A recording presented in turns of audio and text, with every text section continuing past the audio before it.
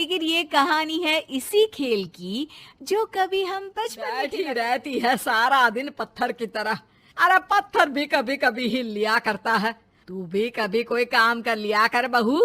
बस ले आई हूँ। मीता सारा दिन घर का काम करती, कमर टूट जाती जब वो रात में बिस्तर में आराम करने के लिए लेटती। लेकिन मजाल है सास की जो उसके काम की कभी झूठे मुंह भी तारीफ कर दे। हम लोग नसीब वाले हैं नीता बिटिया, जो तेरे जैसी बहू हम लोगों को मिली। पिताजी, यही आपका प्यार है जिसके कारण मैं इस घर में टिकी हुई हूँ। पर पता नहीं सासू माँ को मैं क्यों नहीं अच्छी लगती। अब तो 2 साल हो गए हैं शादी को। 2 साल में तू ये सवाल कर रही है? यहाँ मुझे 30 साल हो गए बिटिया। पता नहीं तेरी सास मुझे भी क्यों पसंद नहीं करती। फिर क्या, दोनों ससुर बहू खूब ठहाका लगा लगा। अरे वाह जी वाह, क्या जमाना आ गया है। बहू को देखो कैसे ठहाके लगा लगा कर ससुर के साथ हंस रही है। अरे एक जमाना हमारा था, ससुर इस कमरे में तो मैं उस कमरे में, ससुर बरामदे में तो मैं छत में। और यहाँ देखो महारानी को, वो मेरी बेटी है। और पापा ने तुम्हें कभी नहीं कहा था कि तुम इधर सास को पति की बात पर गुस्सा आ जाता है। तभी उसकी नजर बहू पर पड़ती है जो सास और ससुर की बात पर हंस रही है। बहू को हंसता हुआ देख सास का पारा 7वें आसमान में चढ़ जाता है। अरे कल बुही तू क्यों हंसी? तुझे कौन सी चुड़ैल चिपट गई तो हंस रही है? हम मियाँ बीवी का ये चलता रहता है, ये ना सोच के बीच में फूट पड़वा दी। अरे जी जाइए बाजार से छाछ ले आइए, और तू जाकर किचन में बेसन घोल कर पकोड़े बना ले, कड़ी बनानी है तुझे। पति को ऑर्डर देकर वहाँ से निकल जाती है। पति बाजार की तरफ और बहू किचन की तरफ। सारा काम हो गया, अब बस आराम से टीवी देखूं। उधर सास, कढ़ी खाने का बिल्कुल मन नहीं था, लेकिन जब ये लड़की खी खी करके दांत दिखाती है तो गुस्सा आ जाता है। लगता है कि मुंह नोच लो इसका। तभी सास के कान में बहू के जोर जोर से हंसने की आवाज आती है। सास का पारा फिर 7वें आसमान में चला जाता है। सास कमरे में जाती है जहाँ बहू टीवी में सीरियल देख रही होती है। पागल हो गई है तो बता दे, पागल खाने छोड़ाऊं तुझे? माँ जी, आइए ना, देखिए ना, आप भी ये सीन देखिए, कैसे बच्चे स्टॉप दैट खेल रहे हैं। इस खेल में ना जिसे स्टॉप दैट बोल दो उसे स्टॉप होना पड़ता है। हाँ हाँ, बहुत खेला है मैंने भी इसे बचपन में। कोई इतने भी पुराने लोग नहीं है हम। हाँ। काश सासू माँ मैं भी ये खेल खेल पाती। सास को बहू की इस बात पर गुस्सा आ जाता है। यहाँ तो सारा घर फैला पड़ा है, खाने की कोई तैयारी नहीं। और मैडम स्टॉप दैट खेलेंगी? हैं? अरे चल जाकर छत धो। बेचारी बहू जो अभी तक टीवी पर ठहाका मार रही थी, झाड़ू लेकर छत पर पहुँच जाती है। खुले आसमान के नीचे बहू भगवान की तरफ देखकर कहती है, हे भगवान, ये तो बता दो कैसे मेरे अंदर भी कोई क्वालिटी आएगी जिसे देखो जब देखो कुछ न कुछ सुनाकर निकल जाता है। वो रोने लगती है, लेकिन करती भी तो क्या, भाग्य में जो लिखा है वो तो होगा ही। बहू पूरी छत साफ करके नीचे आती है जहाँ सास मजे से बैठकर टीवी देख रही होती है और जोर जोर से हंस रही होती है। टीवी में वही स्टॉप दैट वाला सीरियल चल रहा होता है। मासूम बहू फिर से टीवी देखने लग जाती है। कितना मजेदार गेम है। सास को फिर बहू पर गुस्सा आ जाता है। अरे उसे तो बहू के हंसने की आवाज ही चुभती है। तुझे स्टॉप दैट खेलने का बहुत मन कर रहा है ना? मुझे बोल स्टॉप दैट, अब बोल स्टॉप दैट, बोल बोल। नहीं नहीं माँ जी, कैसी बात कर रही हैं? अच्छा तो फिर हंस क्यों रही है? अरे दम में तो बोल के दिखाना मुझे स्टॉप दैट। देने पर जोर से गुस्से से बोल देती है, स्टॉप दैट। लेकिन ये क्या, सास तो मानो किसी भूत की तरह जम जाती है। मन तो कर रहा है कि ओवर ही ना बोलूं, लेकिन ये मानेगी तो नहीं ना। तभी डोरबेल बजती है और बहू सास को ओवर बोलना भूलकर दरवाजे पर चली जाती है। अरे कमला, तू क्या करने आई है? भाभी जी काम पर रख लो ना, बहुत जरूरत है पैसों की। मैं जानती हूँ, पर मेरी सास नहीं मानेगी ना। अरे पता नहीं भाभी कैसी सास है आपकी। इतना काम तो मैं 4 घर का नहीं करती जितना वो आपसे एक घर में करवा लेती है। बहू काम वाले से खड़े होकर तकरीबन आधे घंटे बात करती है और उसे विदा कर जैसे ही घर के अंदर आती है तो देखती है कि सास वैसी की वैसी ही खड़ी है। Stop that. ये जो कह कर गई थी वो।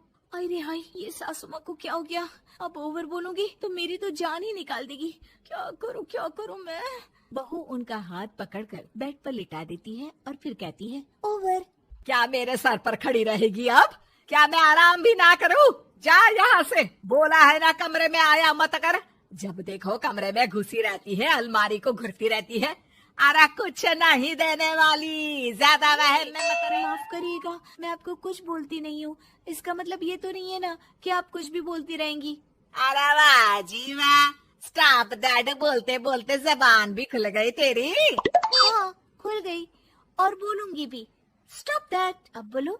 लेकिन ये क्या? जैसे ही बहू ने बोला स्टॉप दैट, सास हो गई स्टॉप। हे भगवान, ये क्या हो रहा है सासू माँ? लेकिन बेचारी सास स्टॉप दैट में तो बोलती बंद हो गई उनकी। वाह जी वाह, लग रहा है कि अब सारा खेल मेरे हाथ में आ गया। बहू अब सास से स्टॉप दैट बोलकर कभी खाना बनवा लेती तो कभी घर साफ करवा लेती। अरे पता नहीं, मैं आजकल थकी थकी सी क्यों रहती हूँ। बीपी भी हाई रहता है, मन करता है सोई रहूं। और मैं डॉक्टर को लेकर आता हूँ। ये काम बहुत कर रही हैं। उम्र नहीं है आपकी इतना काम करने की, और ज्यादा काम किया तो। काम तो मैं इतना कराऊंगी कि बस नाम की जिंदा रहेगी। बहुत जबान। ससुर जी समझ ही नहीं पाते कि क्यों उसकी बीवी की तबीयत खराब हो रही है। बहू शीशे के सामने कहती है, सारा काम हो रहा है, मजा ही आ गया। स्टॉप दैट होकर उनको पता ही नहीं चलता कि वो क्या कर रही हैं। अब तो जो चाहे जब चाहे सारा काम इन्हीं से करवाऊंगी। ये मेरा कमाल। क्या बोलती हूँ मैं? Stop that. बस जैसे ही बहू शीशे के सामने ये शब्द बोलती है, भूत बन जाती है। लक्ष्मी का अपने घर में पूरा दबदबा था। हिटलर की तरह वो सारा काम अपने पति और बेटे से करवाती। धीरे धीरे उसके पति की तबीयत खराब रहने लगी। सुनो जी, अब आप बुजुर्ग हो गए हो, काम में भी अब हाथ आपके फुर्ती से नहीं चलते। भगवान से डर, तुझसे मैंने शादी अपने इकलौते बेटे के अच्छे पालन पोषण के लिए की थी, लेकिन तूने तो उसका बेड़ा गर्क कर दिया। मैंने क्या किया? पढ़ाया लिखाया, अब नौकरी नहीं लग रही तो मैं कैसे जिम्मेदार हो गई? अब घर में बैठकर रोटी तोड़ रहा था तो मैंने कहा काम ही कर ले। एक तो भला करो और ऊपर से बातें सुनो।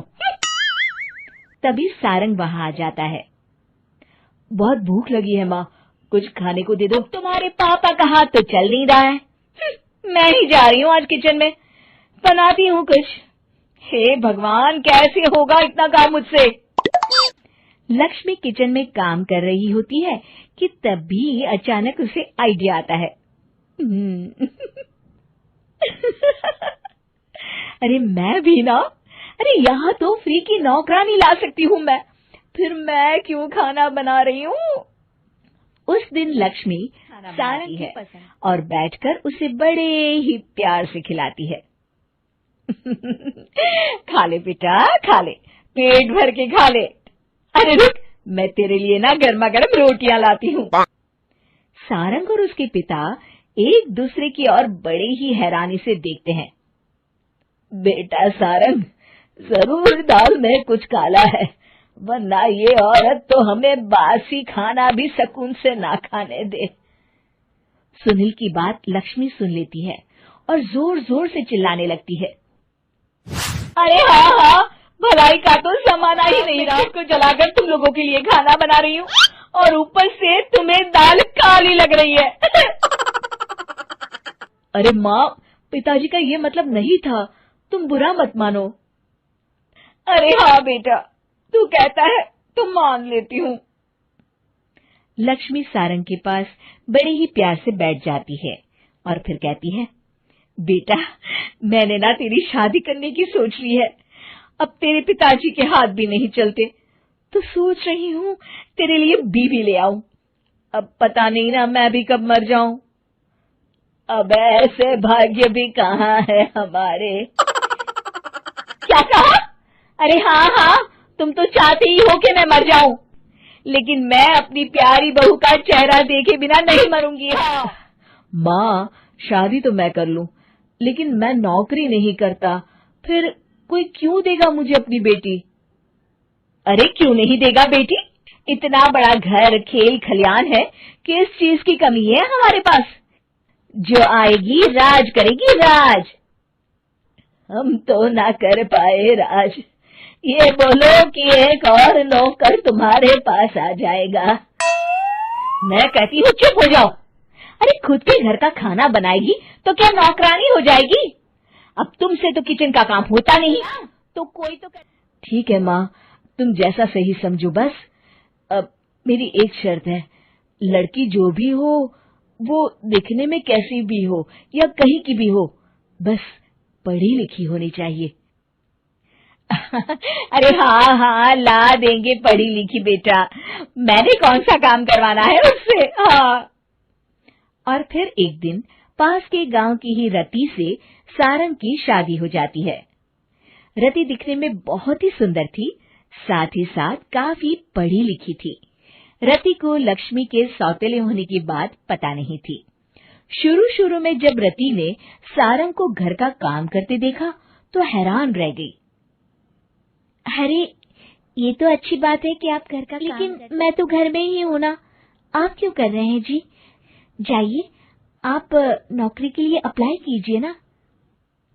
तभी लक्ष्मी वहां आ जाती है। अरे रति बहू, करने दे उसे काम। और हाँ, मेरे घर के कुछ नियम है, कायदे हैं, यहाँ बीच में ना ही बोलो तो तुम्हारे लिए अच्छा होगा। रति को लक्ष्मी की बात कुछ अजीब सी लगती है। वो समझ नहीं पाती है कि वो ऐसा व्यवहार क्यों कर रही है, लेकिन उसे लक्ष्मी के सौतेले होने के बारे में कुछ पता नहीं चलता है। फिर एक दिन तो हद ही हो जाती है।